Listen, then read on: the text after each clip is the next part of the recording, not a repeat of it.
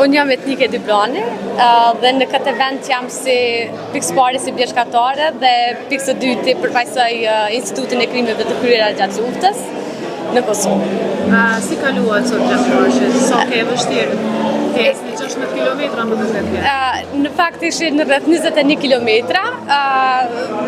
Vështirësia ishte në nivel për shkak të motit jo të përshtatshëm, po sakrifica edhe marshet e tilla e nderojnë shumë edhe e dokumentojnë e faktizojnë kujtesën kolektive që na sot si popull e kemi kaq nevojshme me kujtu vazhdimisht. A mendon se duhet bëhet tradit kjo dhe çdo vit organizohet?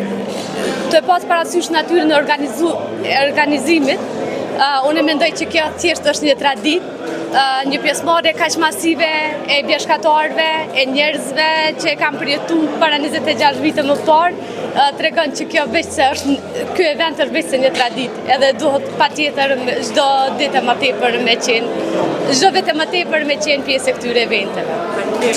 Të nderuara zonja Sherife, të nderuar kryetari i Unionit të Shoqatave të Bjeshkatarëve të Maqedonisë, përfaqësues të shoqatave të bjeshkatarëve të Kosovës, nderuar ju që jeni prezent. Kisha dashur ndoshta secilin prej jush me përshëndet në mënyrë të veçantë, po nuk është mundësia. Është kënaqësi vërtet shumë e madhe për mua si kryetari i komunës që pres kështu në këtë numër kaq masiv për të përkujtuar një ditë shumë të rëndësishme ose një kohë shumë të rëndësishme të prillit, kur ndodhi Golgota shqiptare. Unë e kam quajtur edhe holokausti shqiptar, sepse i gjason holokausti shqiptar. Dhe kjo Golgota, si shpeshifni edhe klimën, motin, jashtë, që ne me kaq vështirësi të organizojmë vetëm një ditë,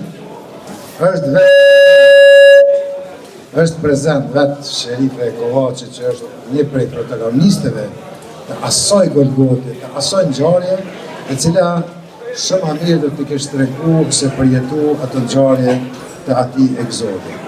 Vërtet kjo ngjarje ka një rëndësi shumë madhe historike, ka një rëndësi shumë veçantë historike, të cilën ne bashkë me ju, me gjithë faktorët relevant për të ngritur vlerat e kësaj ngjarje historike të gjitha trojeve shqiptare, do të ngrisim aty ku vërtet egzodi Vllazë 99 e ka vendin në historinë kombëtare. Unë falenderoj nga zemra edhe një herë dhe kryetarin e Unionit të Bjeshkatarëve të Maqedonisë, cili ndoshta krejt rastësisht e diskutuan për këtë marsh të paqes, po megjithatë i dha një kuptim prillit ku i kujton ato sfidat, sakrificat e popullit, të egzodit të madh që ndoshta në historinë e njerëzimit përpos atij holokausti që kanë izraelit ka ndodhur dhe ne normalisht duke mos harruar edhe Bosnjë Hercegovinën gjatë luftës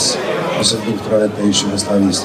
Faleminderit edhe ju media që keni shprehur gatishmërinë, nëse mund të kërkojmë falje për vonesat, për ndryshimin e agjendës për shkak të motit, po jemi shumë falënderues që ju na keni nderuar neve me prezencën e juve. Uroj që ky marsh i paqes të jetë tradicional, megjithëse ne 10 prindër e kemi ditë të shënuar, ku ne kemi manifestimin qendror dhe të mbahet në patronatin e komunës Kondëlezë.